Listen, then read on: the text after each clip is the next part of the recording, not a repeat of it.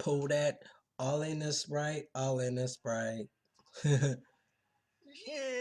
Hey, another video, same subject. Tommy Davidson, man. Tommy Davidson. He was like one of the first dudes I met when I was in Hollywood. I was just like at Starbucks. Wow. It was crazy because when he came through,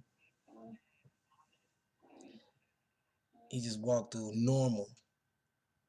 And I'm like, dang, that's Tommy Davidson. And then I bumped the other person and it was like, yeah, that's Tommy Davidson.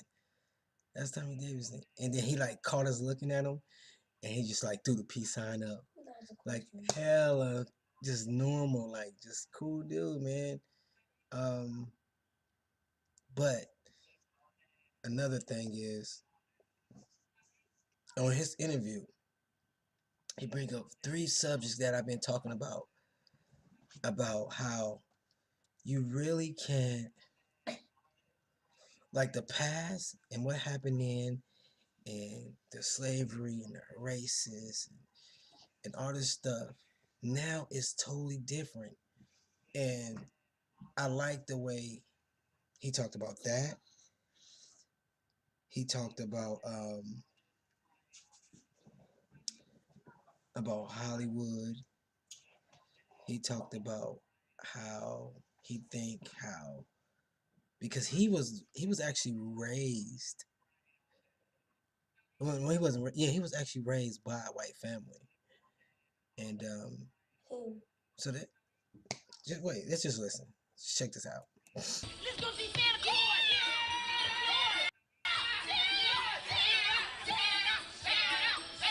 In Living Color, the best thing Dope ever that happened to me. entertainer. Because it was the beginning of my rise, man. I mean, I learned everything I needed to know about TV, movies, and film by working with that cast and working with those writers. I got all my chops. That was like the combine for me, you know?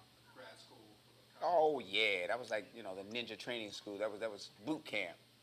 Now it ain't nothing I can't do. It was like the danger room in X-Men. What Keenan did was very simple. He took the baddest motherfuckers that there was at the time and put them in one place. You know, dealing with the dynamics of the personalities, the competitivism that was there. I've become a pretty strong creator and pretty powerful performer because of that experience. Silent night. Silent night. Homies night. Homies night. I remember when I locked up the first time on camera. Yeah, the first time I got on camera, I couldn't talk because it all hit me. The reality of the show hit me. I was like, oh man, I'm on TV in front of millions of people. And Damon walked up to me. I'll never forget this. Damon Wayans walked up to me and he said, just do what you do. Just do what you do. That's all. It's simple. Do what you do. Yeah. So I did what I did. I ain't stopped. I saw you take that toy. Now, if you need a toy and can't afford one, Homie Claus will give you one. I got money. I stole it so I can be in a gang. It's part of my initiation. What? My initiation. Yeah, I think staying in touch with your childhood is really important. But Hollywood taught me that lesson. Yeah, because, you know, for some reason there's developing a black Hollywood bourgeoisie in a way. Bourgeoisie meaning kind of cliques. And I felt alienated and outside of groups of blacks in Hollywood. And so I remembered I had to go back to my childhood and remember I never really had to fit in with nobody. All I had to do was hang out with the people who were nice to me. So you want to be in a gang, huh? Make you feel like a big man, huh? Yeah. Well, since you're a big man, homie's got something special for you. Really? Yes, look in the bag. Let me see. I don't see nothing. You got to look closer. Now what do you see? Hey, nothing. That's the same thing your dumb ass get out of a gang. Nothing. 25 years I've been in the business. It's what I do best. You know, God created me to be a performer and a creator. It's very obvious. It's very obvious. It's always been obvious from the start. So, and it's fun. You know, I got the best job on earth. I go and I make people laugh. And everywhere I go, people start smiling. So that's pretty cool for a child who was abandoned. You know what I mean? So to have the life where I'm never alone was a gift in itself. Right. They got the best Spanish TV here in the world. You ever watch Spanish TV? It never stops. Man, the announcers make you want to see the show.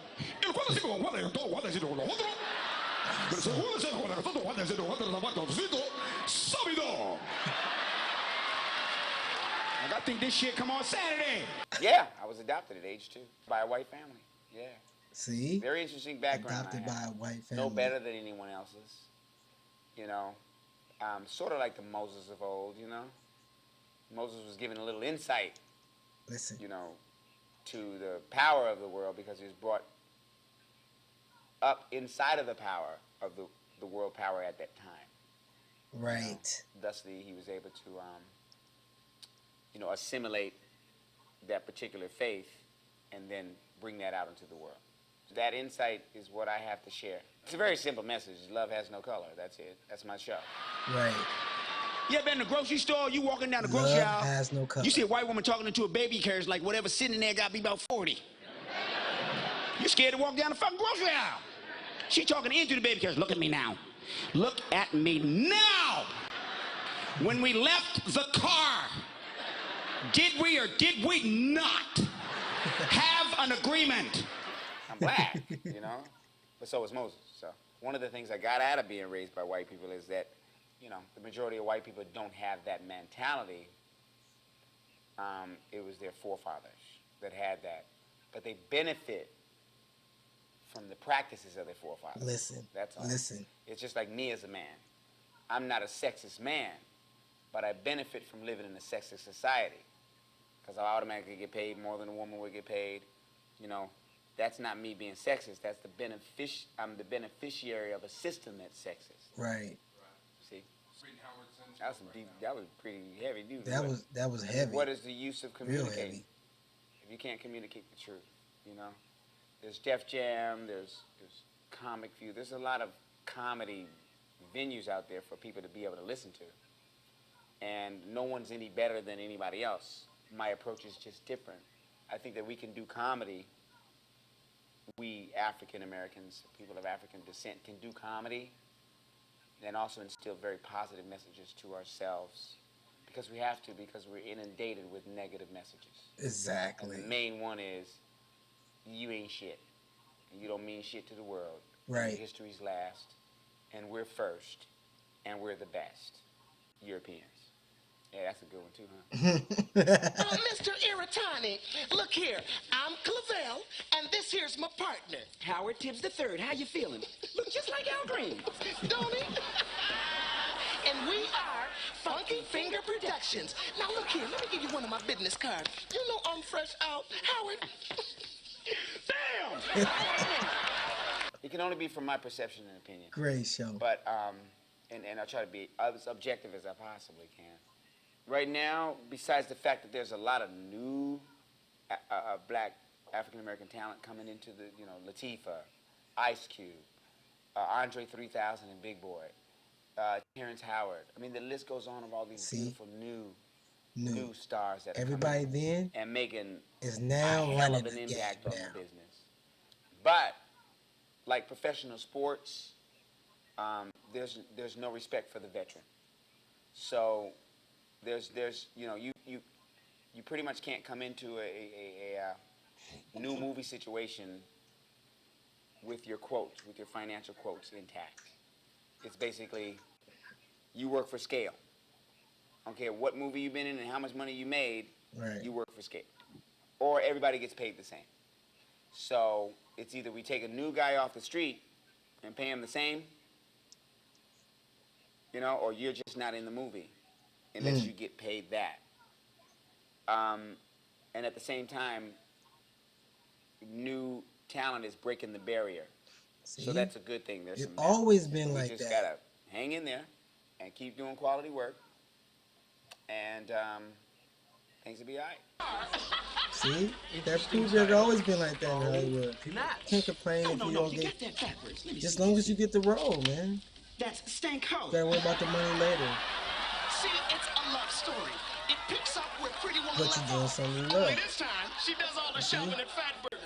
Yeah. Tommy it will Davis, happen he said again. so much in It will this. happen again. There'll be another In Living Color. There'll be another great black sketch show.